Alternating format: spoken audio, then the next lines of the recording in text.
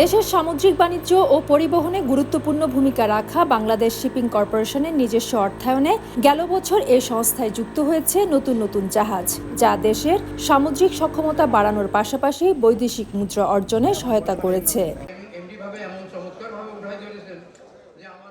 সোমবার সকালে স্বায়ত্তশাসিত এই প্রতিষ্ঠানটির ৪৮তম বার্ষিক সাধারণ সভা অনুষ্ঠিত হয় চট্টগ্রামের পতেঙ্গার বোট ক্লাবে। এতে প্রধান অতিথি ছিলেন নৌ পরিবহন উপদেষ্টা ব্রিগেডিয়ার জেনারেল অবসরপ্রাপ্ত এম শাখাওয়াত হোসেন।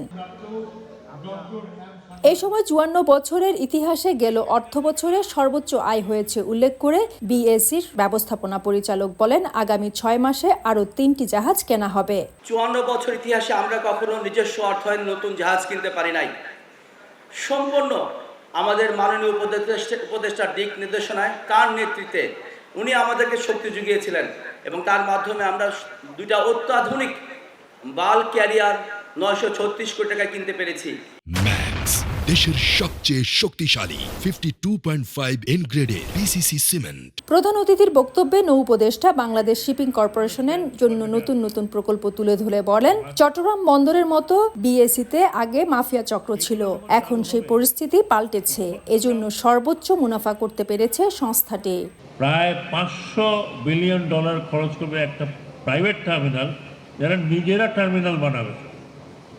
এই এপিএম টার্মিনাল ওয়ার্ল্ডের দুনিয়ার সবচেয়ে বড় জাহাজ কোম্পানি, তাদের এখন যেটাকে বলে মার্কস লাইন।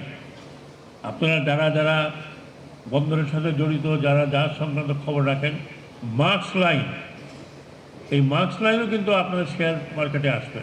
সভায় নিজেদের চাওয়া ও নানা প্রস্তাবনা তুলে ধরেন শেয়ার হোল্ডাররা। পরে পরিচালনা পর্ষদের বিভিন্ন এজেন্ডা ও প্রস্তাব চূড়ান্ত অনুমোদনের জন্য পেশ করে বিএসসি। ফেরদৌস লিপি, সময় সংবাদ, চট্টগ্রাম।